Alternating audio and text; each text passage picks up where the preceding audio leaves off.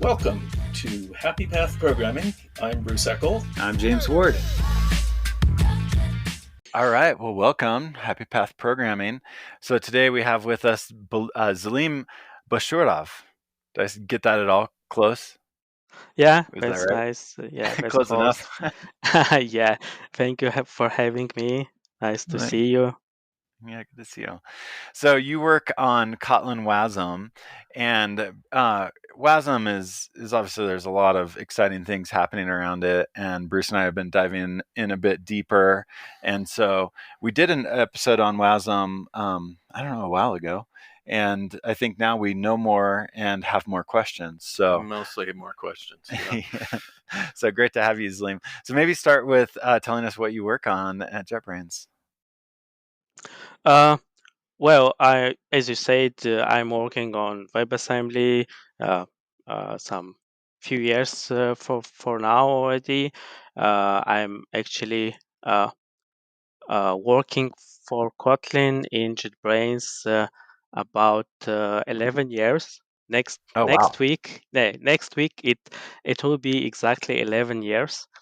That's amazing. That's Yeah. like almost at the beginning, right? Because Y- Kotlin is what, 12 or 13 years old, or mm, what's Uh, it what's was the started in 2010, I think, and publicly was announced in 2011. I was joined in 2012, end of this year. Yeah. So all cool? this You've been time there I'm since working on almost the Kotlin. beginning. Yeah. Yeah, almost. Were you working mostly on the JVM backend, and then you a couple of years ago started working on the Wasm backend, or? Oh, during these 10 plus years, I actually worked on different things. Most of time, I think I spent on web things, on JavaScript backend and Okay. WebAssembly backends, compiler backends. At some point, I worked even on front end and JVM backend a bit, especially before 1.0. We all focused on stabilizing language itself and GVM backend specifically. Um, what else?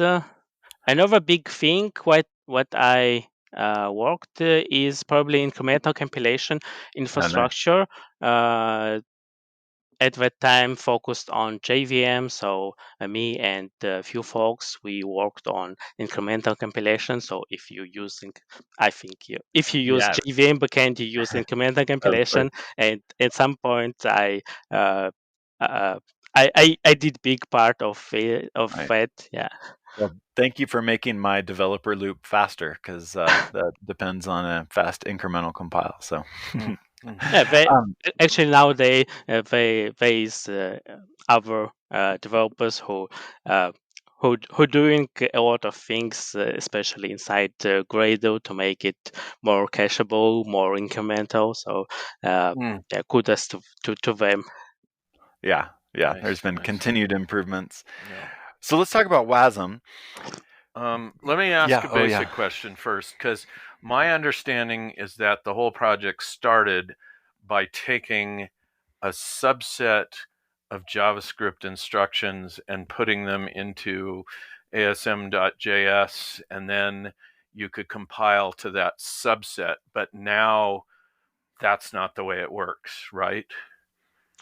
Uh, yeah, there was at some point there was asm.js, what is subset of JavaScript. It's valid subset of JavaScript. So even your JavaScript engine, your browser don't know anything about asm.js. It just work, but not so fast. But works. It under hood asm.js used some tricks like binary operations to help virtual machine to infer right types. Like in JavaScript, if you do binary operations, you surely get I42 values, so you can use it. Some virtual machines you use it for optimizations. Another important part of was Awesome.js was binary memory. It used heavily typed arrays, so you can virtual machine can be sure about types. Yeah. So So after that, there was yeah, some initial work to kind of optimize the ASM.js stuff in the actual JavaScript runtime VM, JIT, all that kind of stuff. yeah, But yeah. but It was born in Mozilla inside Firefox, and Firefox had special pipeline compilation for Wasm.js, and it was worked very well. At that time, they had some showcase with some game engine. Uh, at the same time, there was a compiler mscripton, which compile C++ to JavaScript at the start and later to Wasm.js.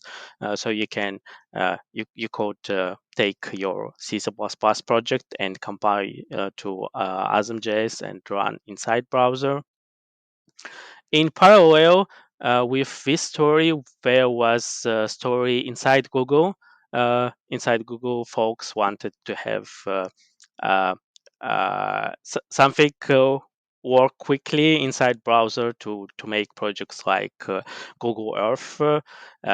So it was Knuckle, and later there was Pinnacle. So the idea of Knuckle was about taking x86 instructions, make some restrictions around it, and to compile to some restricted x86 binary and run inside browser. So this Uh, was like just like a special Chrome only thing, and yeah, yeah. NACL is NACL. And so this was just essentially a project where Chrome is like, we need to make a faster runtime in the browser. And so they started creating this like subset of x86 instructions and being able to run them securely in the browser or something.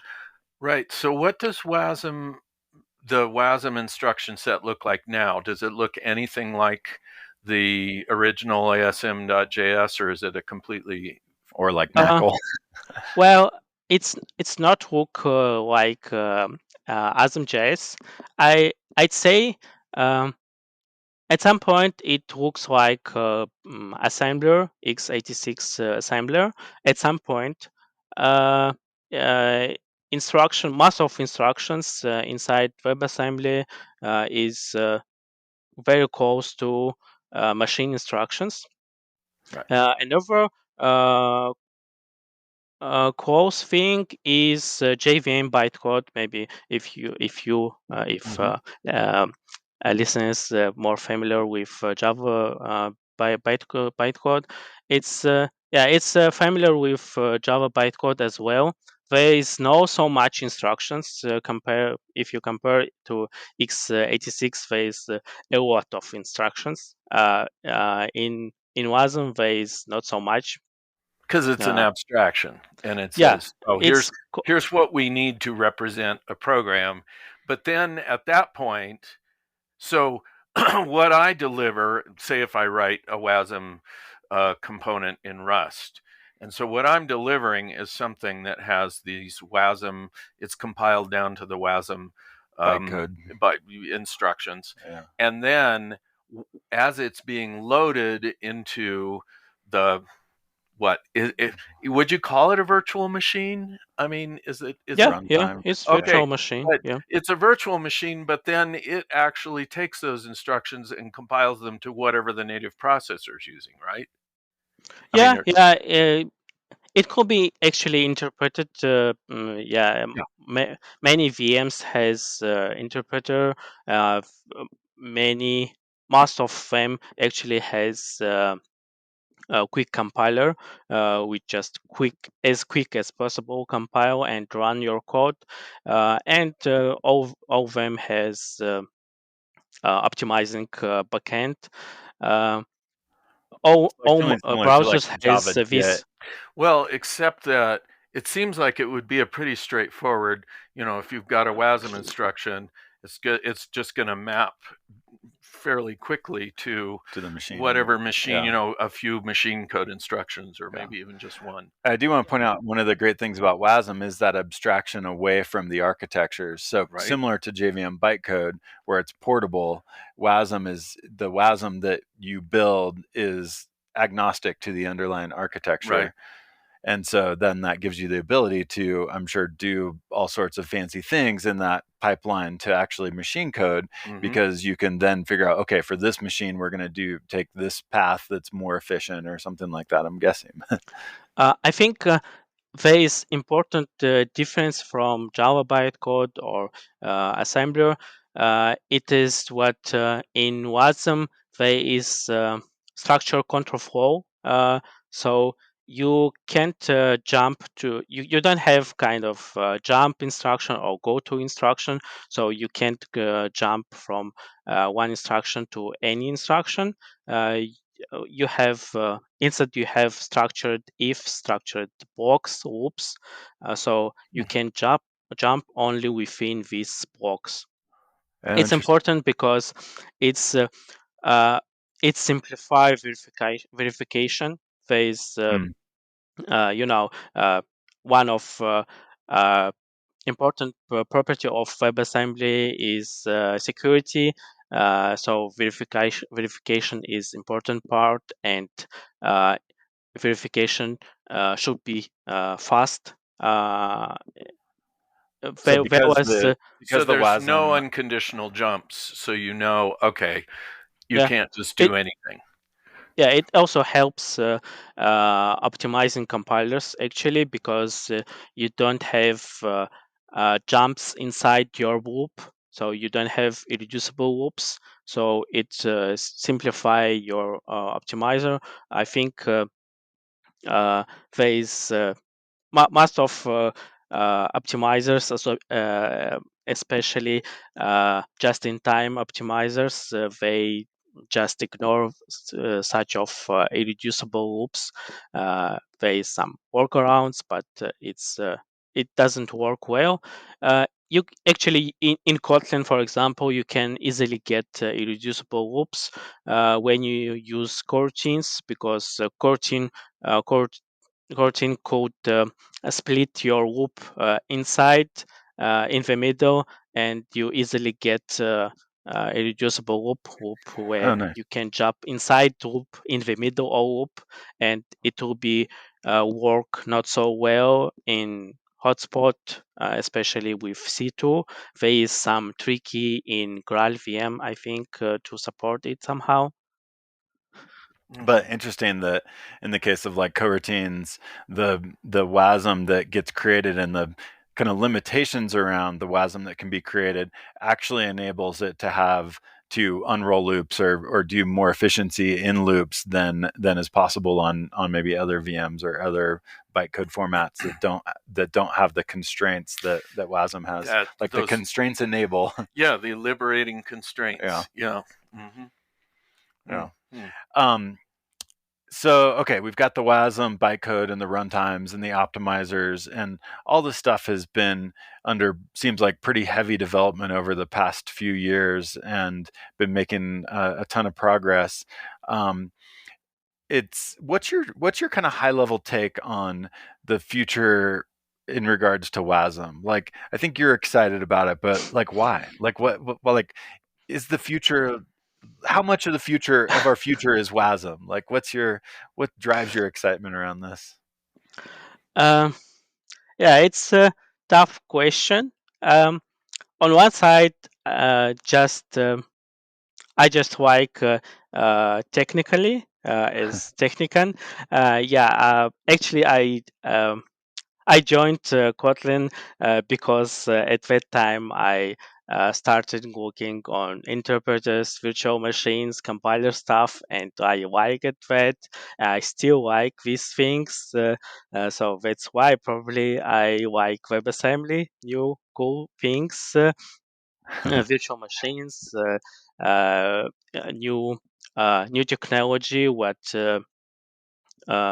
designed from scratch, keeping in mind what is done before in JVM, in NACO, and so on. Learning from all the past VM Yeah, bytecode yeah, yeah. technologies and being able to do it better. And it does seem like in a lot of ways Wasm is doing a lot of the stuff better because they have the opportunity to, learn from the past discoveries. And Yeah, something is better, definitely. Yeah, probably there is own mistakes, but yeah, we will know it in 10 years. yeah, uh, that's exactly right. yeah. So yeah, it's there is a few properties of WebAssembly. What looks promising is portability, security, uh, and at same time it could be fast. Yeah. So I I personally believe we need something like that inside browser to make development on front end side more uh, more friendly for any language, not only JavaScript, to Mhm. allow any language to target web front end without targeting JavaScript. That's Yeah, I mean, one JavaScript reason. has Yeah. been the assembly of the web essentially for forever, and with many languages cross-compiling to JavaScript. But what a horrible way to do things. One, I don't want to write JavaScript, and two, I don't really want to have a language that compiles to JavaScript because it just is not the best way to It's go. got so many holes so in it. many so many challenges with that. And Hmm. so WebAssembly gives us the ability, like you said, to use whatever language we want and not have to do a weird transpilation in JavaScript, and gives me the opportunity to not have to write JavaScript. So I like all those things. Yeah, So it's actually was designed for browser use cases, and it affects how WebAssembly was designed. Uh, s- in good example of that is what WebAssembly is designed to be able compiled while you download your binary. You didn't when you didn't finish downloading your binary. Compiler actually can start compile things. Oh, can So do like progressive, like yes, beginning to run a program uh, before it's even fully loaded the WASM.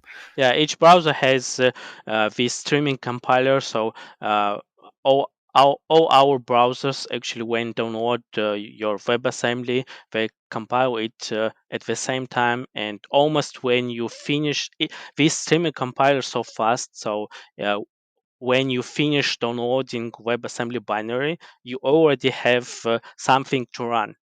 Wow. So it's nice. It is one of great property of WebAssembly. Anyway, uh, WebAssembly was so nice. So some folks outside of browser uh, starting working on it and using it outside of browser, and it it looks amazing. It looks very promising, especially for cases when you need to run something quickly. Yeah, WebAssembly virtual machines usually lightweight. Running a new WebAssembly module is usually super simple, uh, super easy. Uh, It's interesting that a lot of the benefits that the browser gets from WebAssembly, serverless cloud platforms also need those same things, like the nice security model, the like instant startup and run, and high mhm. performance, and uh, being able to write in any language, and um, yeah, I think Oh yeah, both it's sides. now Even seems though very the obvious. Like, oh, of course, this thing we built for the browser is also great in this whole other domain, so and I have even a like CLIs. Like, I think we're gonna get to the oh yeah, point where sure, why like not? just build a CLI Why not with everywhere? WAS. Why not everything? Well, okay. So on that note, I have a question, which is like, will I be able to run WASM on a Raspberry Pi? yeah, why not? If you have Okay. the I think yeah, there is a lot of virtual machines targeting Okay. ARM. You can use on Raspberry Pi. There is Oh, Wasm can you do free that now? interpreter. Sorry. Can you run it on a Raspberry Pi now? Yes, yeah, I'm Oh, sure it's really? possible. Uh, Okay. So Probably it's yeah, in general it's possible if we speak about WebAssembly. With Kotlin Wasm specifically, there could be some tricky because Kotlin Wasm depends on Wasm GC proposal, which is not supported everywhere yet. But right. I think it will be changed this year. I personally expect at the end of year we'll get support in standalone VMs, Wasm GC, and next Okay. year we can. Seems like it's being worked on in many of the VMs. The node runtime for Wasm does support through a flag, right? The Wasm GC, and so, but then the other more non-node runtimes that are out there. So there's Wasm time. There's what some of the other kind of standalone runtimes for Wasm is. So Yeah, so it's okay. good notice about Node.js. I think you can run Node.js on Raspberry Pi, so Node.js use Okay. inside V8. V8 support running Kotlin Wasm. So yeah, it should work. So if I've got my WASM running on a Raspberry Pi. Now a Raspberry Pi has limited services that it can supply. So what happens if I load a WASM module onto my Raspberry Pi and it needs a service that the Raspberry Pi doesn't have? How does that all resolve? Mhm. So this is getting into like WASI Yeah. and like because the place where you're probably going to run into this is you've built something against some WASI interface, and I think your question is what if I've built against a WASI interface that is not implemented on a particular Yes. platform that I'm going to run on. Hmm. What happens? Uh, if Well, WebAssembly model itself and WebAssembly specification itself don't provide much. If you want to do something inside your WebAssembly model, you need to it should be provided outside. Embedder, usually it called host, should provide APIs inside WebAssembly. Uh, so uh, Whatever is possible on the host and what you want to provide to WebAssembly model, you provide explicitly, and this model can use it. There is different ways how you can provide these functions. Some virtual machines just have some API uh, to provide some host functions to your WebAssembly model. It is one way. It's not portable. It sticks to your specific virtual machine. Another way, if your host is JavaScript VM as Node.js, for example, you can use Node.js capabilities. You can use JavaScript capabilities, uh, and uh, uh, and last way I know is WASI, WebAssembly System Interface.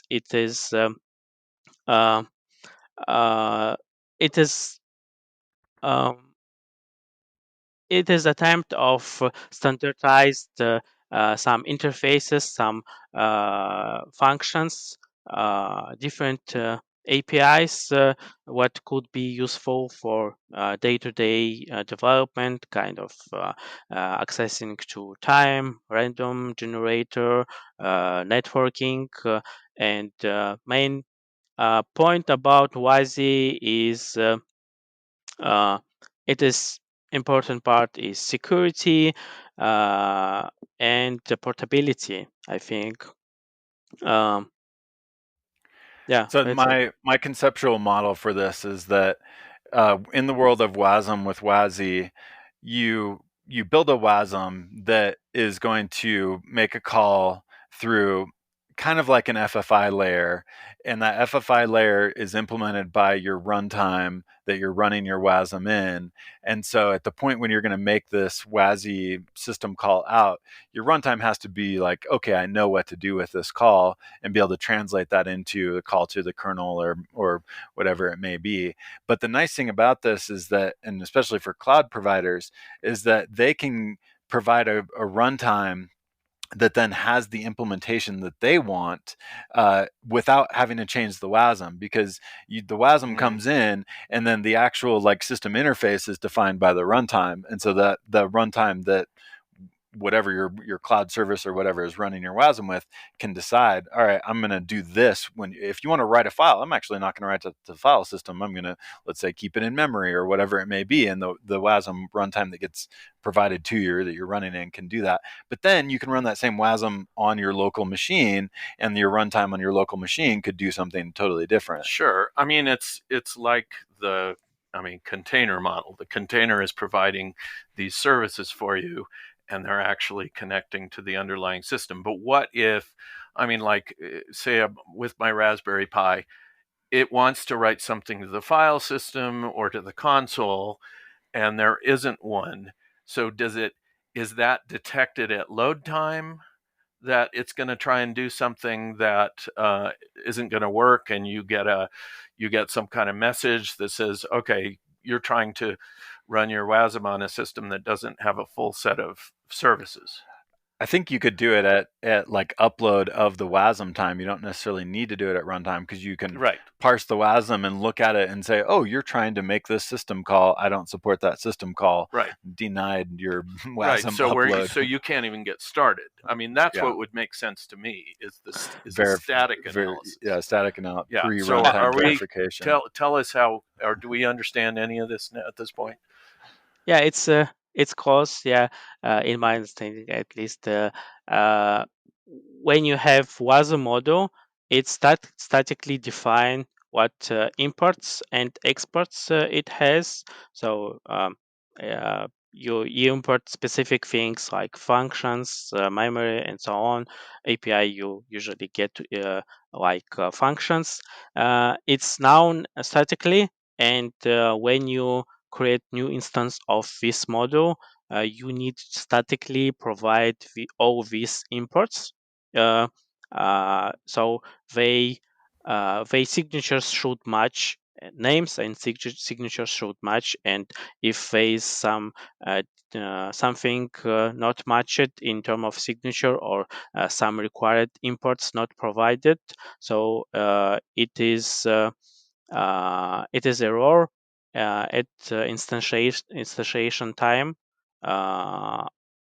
So if you get instant, actually you can provide as these import functions anything. You can provide uh, some real implementation. You can virtualize this implementation. Maybe you want to not to want to provide directly write to screen, but instead want to write to in memory or to file. You can virtualize it, do anything you want on host side.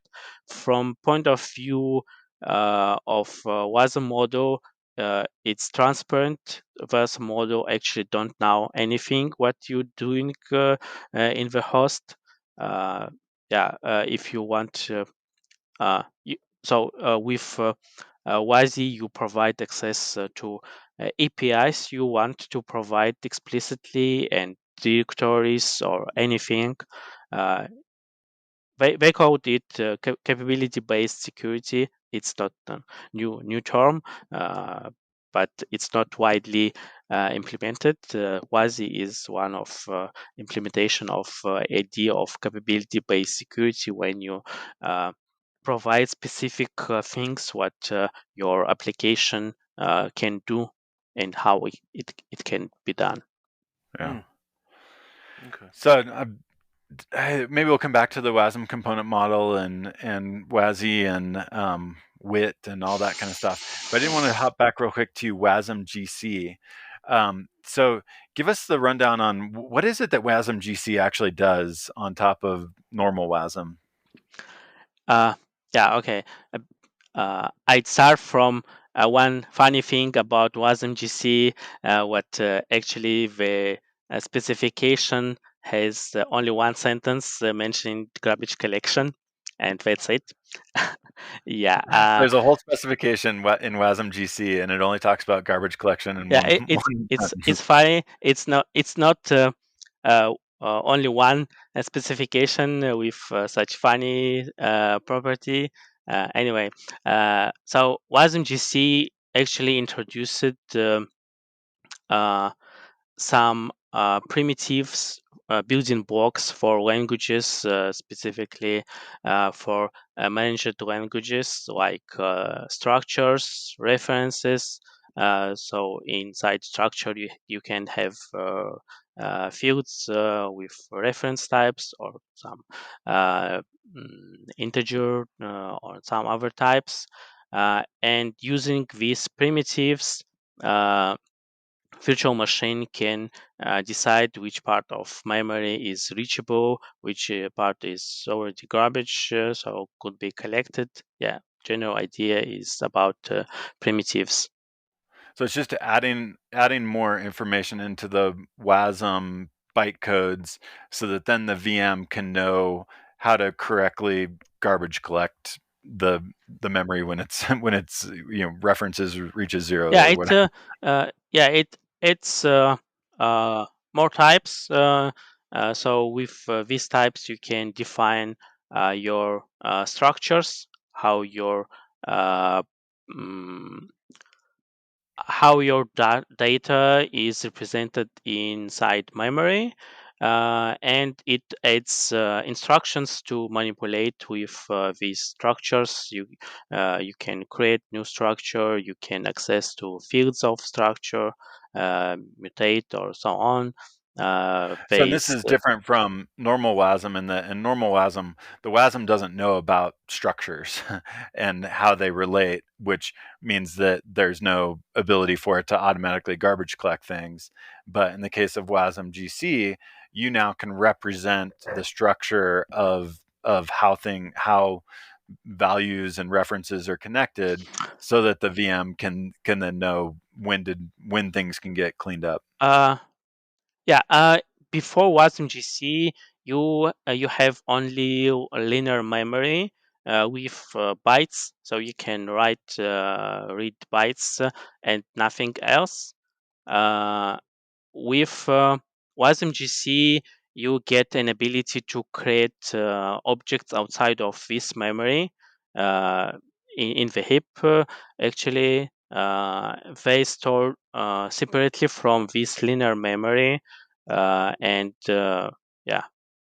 So if I were to say I'm using Python and I Mhm. have some kind of Python object that I'm creating, it sounds like Wasm GC allows me to define that using their system. And when I want to create one of those, I actually ask Wasm GC to create one of those things for me, and now it's managing it. Is that something like? Uh, Something like that. I just don't remember if you can add new fields at runtime with Python. Oh, yeah, you Because can. with Wasm GC, everything should still static, because we want to provide security. We need to be able verify at compile time your Wasm binary. What everything Right. you're doing is safe. What you didn't get at some point dogs where you expected cats. Right. Sure. Yeah. So in the case of like Kotlin with Wasm GC, does every class in Kotlin get represented as one of these structs in Wasm bytecode? Yeah, yeah. Okay. Funny things, by the way, what WebAssembly verification is more strong than JVM, for example. during developing things in Kotlin Wasm or porting some libraries, we found some bugs what wasn't found before with our backends with JVM, JS native. All these backends works fine with this some a bit dynamic in the JVM essentially, and it sounds like with Wasm GC, there's no real dynamicness to it. It's like going to be very strict on your structures and references and all that.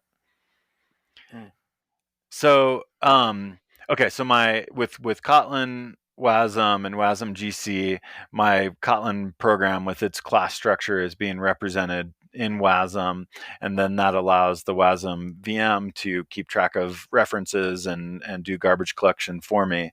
That all sounds pretty awesome, and I wonder, Rust, because it's not a memory managed language, is there any benefit for them to also represent a Rust program with these structures, or is there no reason that you would want to do that?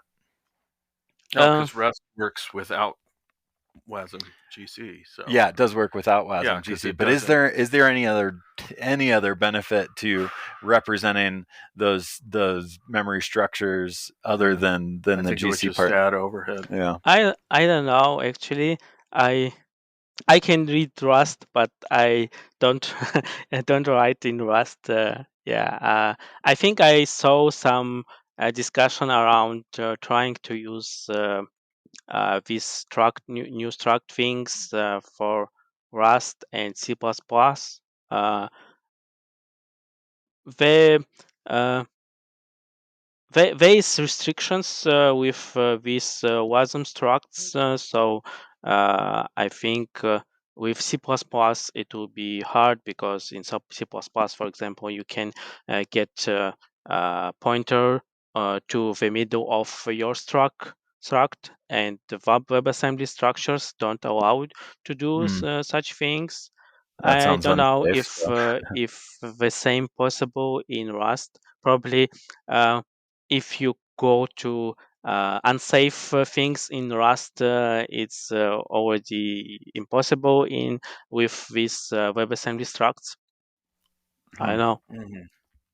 Right. Cool. Okay. Well, yeah, definitely looking forward to Wasm GC, and it seems like it'll open up a lot of new opportunities for Wasm, and especially with memory managed languages. Yeah, that's an interesting. I don't know if you'll know about this, but see, when Python was ported to the Java virtual machine, one of the things that, because it used the garbage collector and the memory system of the JVM, they didn't have to have the global interpreter lock.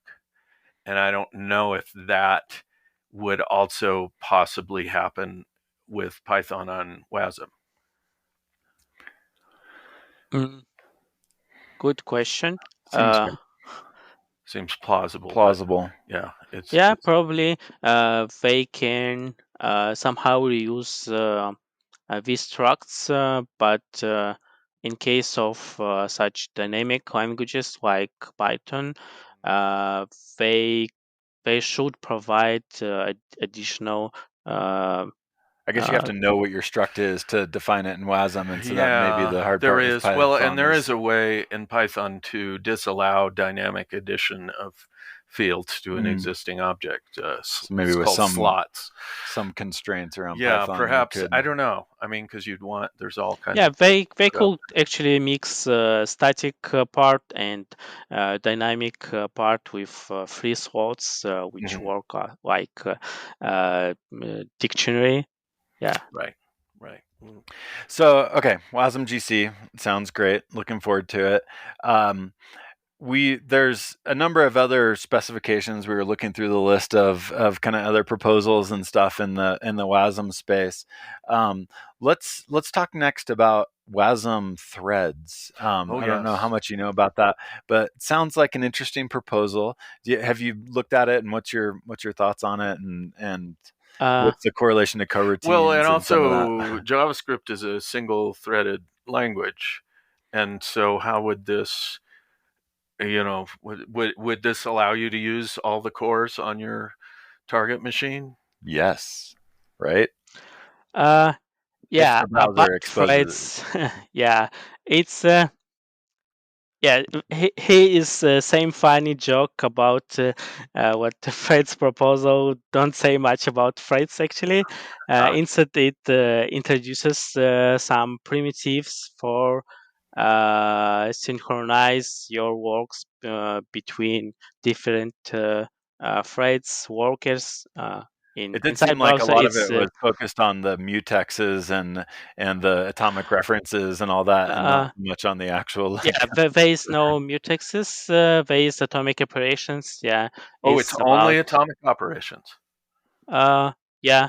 You can create your mutex using atomic operations. Yeah, Right. Right. there is primitives for atomic reads, writes, and some primitives for waiting for changes in inside some part of memory.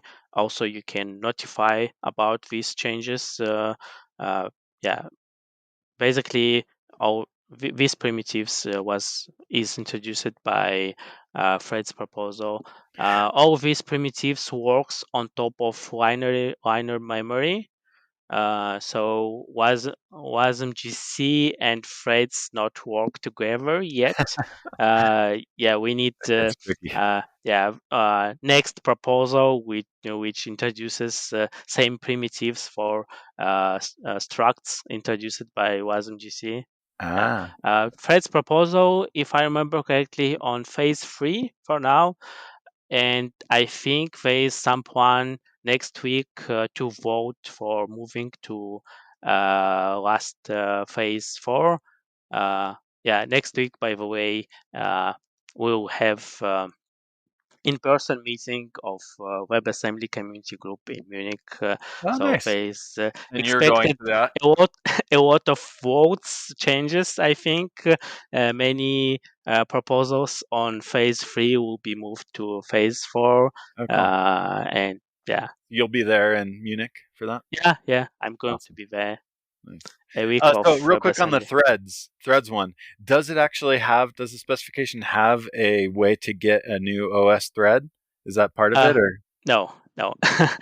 Yeah, funny. No, no. Uh, so how you run your threads, it's on host side actually on your virtual machine. Inside browsers, we actually have kind of threads. It's web workers, so Mhm. you can create this web worker and put to your WebAssembly modules as linear memory shared array buffer. So this shared array buffer could be shared between different workers, Oh wow. and inside these workers you can using these atomic primitives inside WebAssembly. You can sync these threads whatever you want.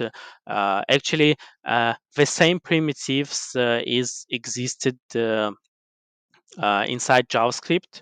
I don't know on which phase this proposal inside JavaScript ECMAScript, but there is proposal for ECMAScript to introduce the same primitives for atomic writes, atomic operations, notification, waiting things.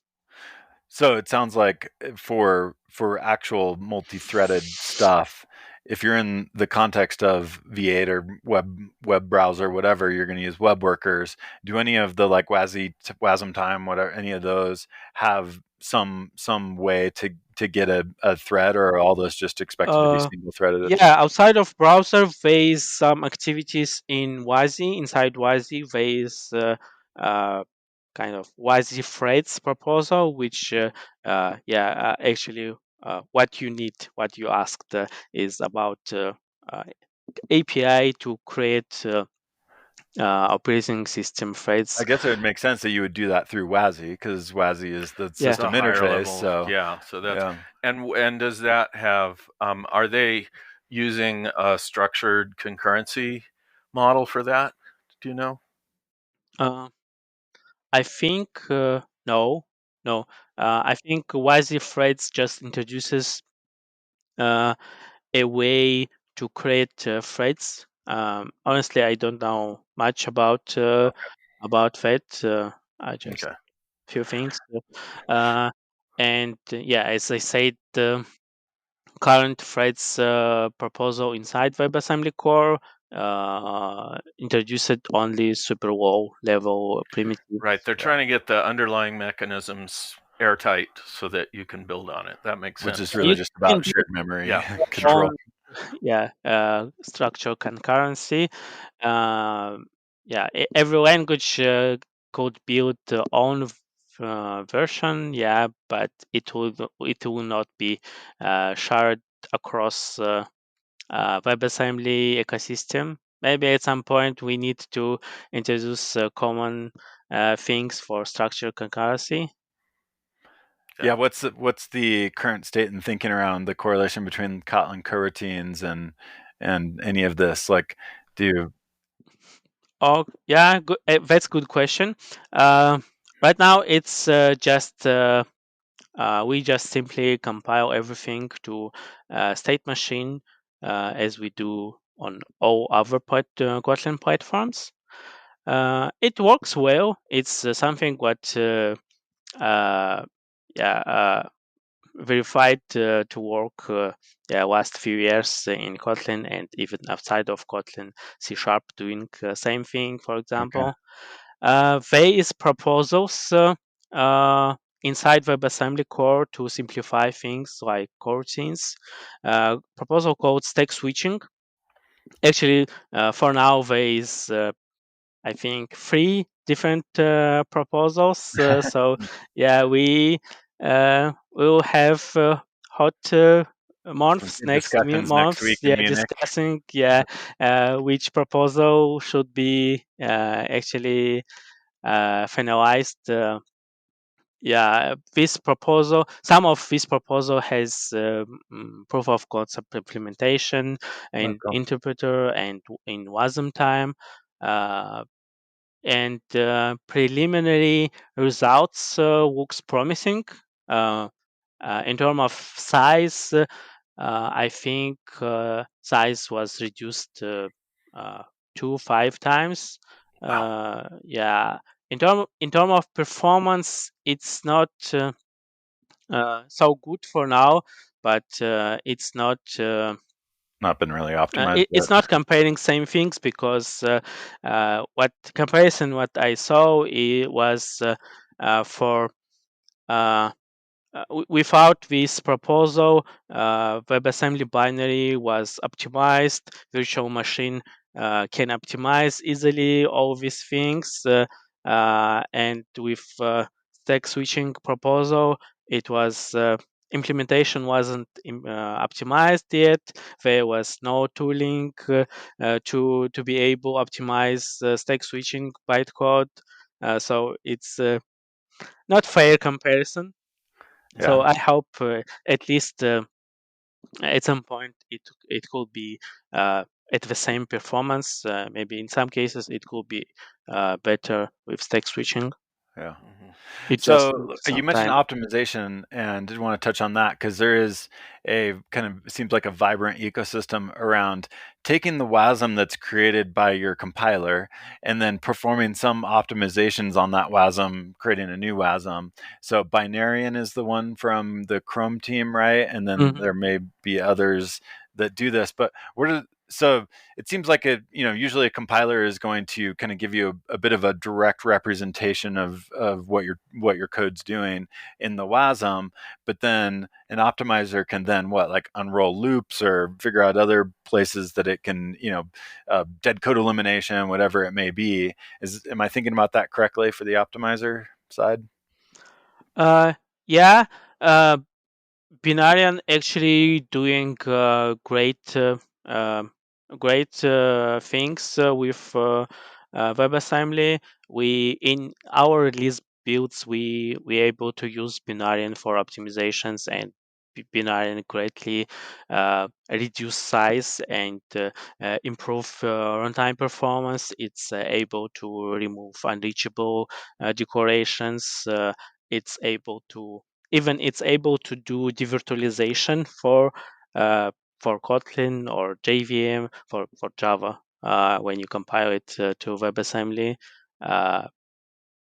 I uh, I actually don't know if there is other tools what able to optimize from WebAssembly to WebAssembly. Some compilers just use LLVM as code again and optimizer. So if you go through LLVM, you get LLVM optimizations and can generate Cool. WebAssembly. That makes sense. We In case of Kotlin Wasm, we don't go through LLVM because we want to control whole pipeline because we want to have super fast compilation, especially in development. We want to have under the Incremental, second fast. compilation time. We want uh, to have incremental compilation, and it is tricky to achieve all this stuff with LLVM. And as bonus thing with our current solution, we can easily experiment with new things because we control whole pipeline. We don't need to wait LLVM or other tools. Uh, Nice. yeah. No. Uh, I think in general, back to optimizers, it's possible to build something like WASM to WASM optimizer of on top of LLVM, but I didn't see such solution yet. Okay. One question on WASM kind of structures that I just thought of was, yeah, it seems like usually in the world of WASM, you compile kind of a monolithic executable. Essentially, it's got kind of everything that's needed in the WASM for a full program. Is there a way to like break a WASM into runtime modules that then could get loaded dynamically, progressively as they're needed, or something? Does that kind of thing exist yet, or is it still kind of generally monolithic WASMs? Uh, it's possible with tricks. It's not something supported directly inside the WebAssembly core, but since you have inside WebAssembly, we have ability to call functions indirectly through some special table or using reference on function, and you can get this function outside of your WASM model and code them. Oh, This property could be used for such kind of dynamic loading, dynamic compilation. There is I don't remember name of project. There is project what able to run x86 instructions inside browser. It built by company called Leaning Technology, I think. So they able to JIT x86 instructions inside your browser run inside WebAssembly. So wow. while your program is run, at some point it decided some hot paths and compile it to WebAssembly and replace your this function with compiled optimized version. Oh, wow. Uh, yeah, it's possible. Uh, I I hope at some point actually uh, we use this some kind of these techniques and we'll implement some hot reward things in Kotlin. Yeah, exactly. That would be cool. Um, cool. The next thing I want to talk about was the WASM component model, and my kind of mental model for this is that we in WASM we have the opportunity to say, all right, I've got an interface, and I'm going to have something that provides the implementation of that interface, and then I've got the side that's going to use that interface. And from the WASM perspective, it doesn't care which language or whatever those different pieces are written in, because there's the common IDL called WIT, right? Which is Yeah. the IDL for that, that describes that interface with the imports and exports. Um, and so that's the WASM component model, which should bring us like true polyglot FFI for like kind of the first time in history. It seems like. Mm-hmm. And so it seems like there's kind of, this is one of the most exciting areas of future WASM, or maybe it is current WASM, I don't know. Is this idea to like be able to actually have a polyglot library ecosystem that can actually interoperate together. Am I thinking about this all right? Uh, yeah, I think component model is probably next big things in WebAssembly ecosystem. For now, idea is what it is layer on top of Wasm core. Uh, Not everything, at least uh, what developed inside the component model will be part of WebAssembly core. Uh, before we move to the component model, uh, how does it look right now interop in Wasm core? In Wasm core, as I said before, you have imports, exports. You can import functions, part of memory, some types, and in terms of functions, you don't have many things uh, to explain your API. You have super basic things, low level things, kind of numbers, floating numbers. You have references, some kind of references, and it So is this is it's for kind of essentially like interop or FFI in WASM core today, and the state of it yeah today. yeah it's kind of when you're writing some native library and you provide C API today uh, to when you want to uh, combine two or more WebAssembly models, they actually speak uh, in API level in C API like things, and probably nowadays we want to think we need to have something better than just CAPI. We want to distinguish numbers from pointers, from resources, handlers. Inside CAPI, it's all of these things is numbers. We want to distinguish them. Uh, uh, we need it for uh, to have a better API and for security reason as well. And I think a component model is attempt to provide better, more high level ability to describe these APIs. Yeah. So Uh, the wit part of it is the creating this essentially language that defines the APIs that are mhm. shared or FFIable, and then the component model. Um, so wit then compiles down into WASM, but then the component model. What does the component model do in addition to what wit is? Uh, Is it like, it's because they're kind of it's defined separately? There's wit, and then there's the component model, and they're related. But I don't. I wasn't totally grasping what's the difference between wit and the actual component model. it's it's tricky question. I think um biggest part of component model is this IDL with as a language to describe your APIs. It provides high level primitives to describe your APIs, not only numbers, but there's resources, handlers, there's lists, even string. So you can provide better API. It's a language neutral API.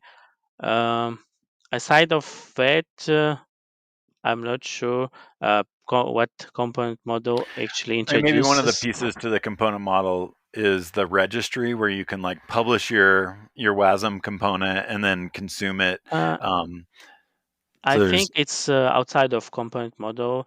Yeah, okay, there is some proposal about introducing the some registry. registry for your components, but main point of component model is providing this common language in text format and binary format.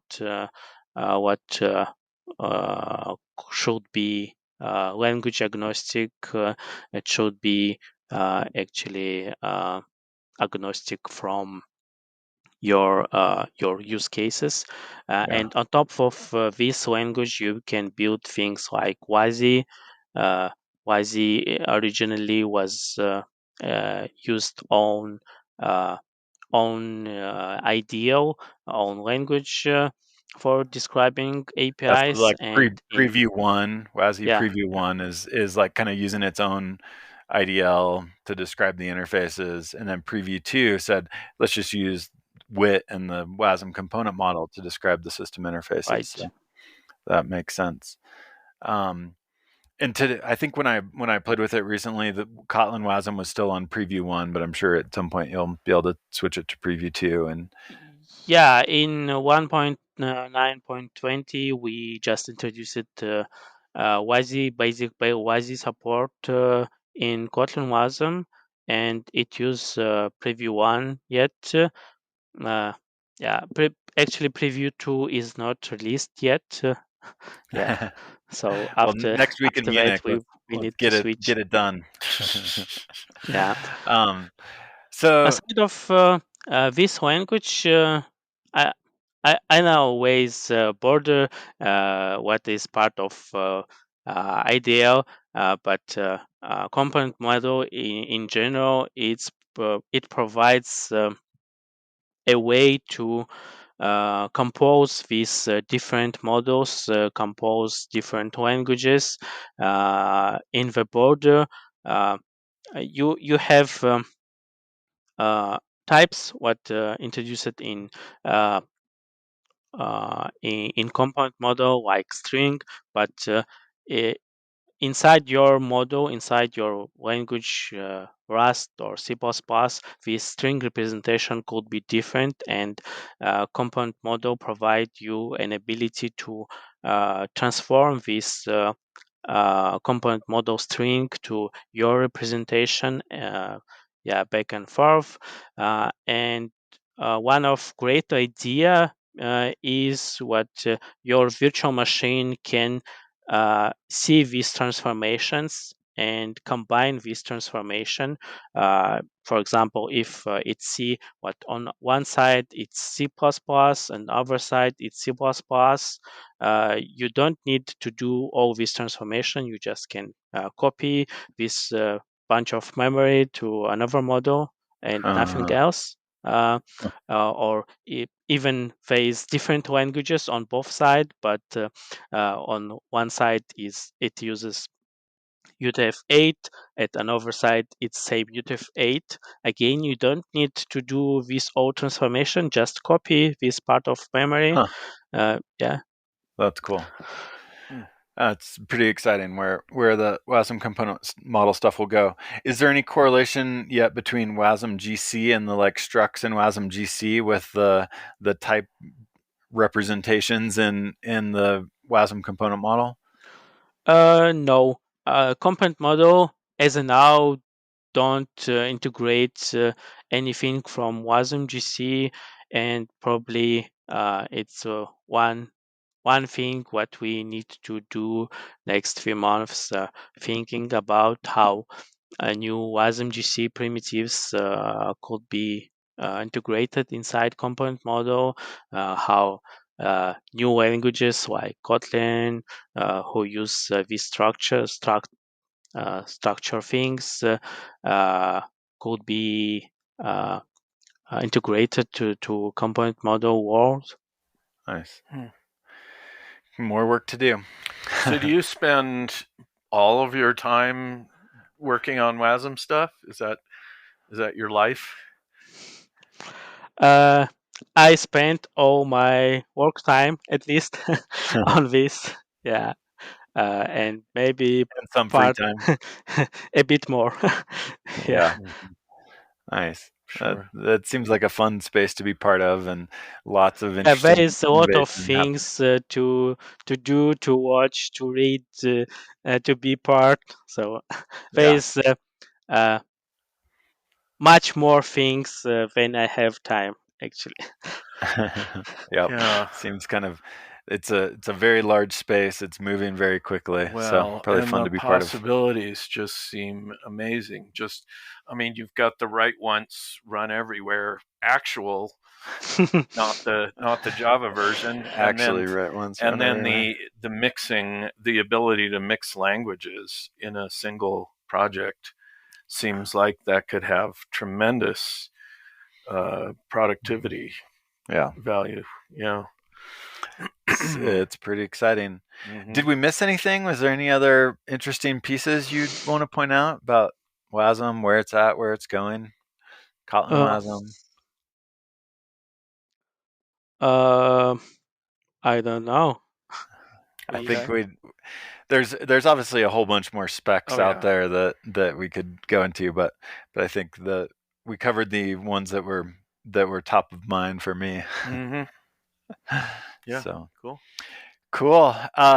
Yeah. So I've played with Kotlin Wasm and tried out the WASI stuff, and it's pretty exciting. There's for anybody that's listening that wants to try out the Kotlin Wasm, let us know how it goes, because it's fun, and Zalim has done a great job working on that, and so give him some feedback if you give that a try.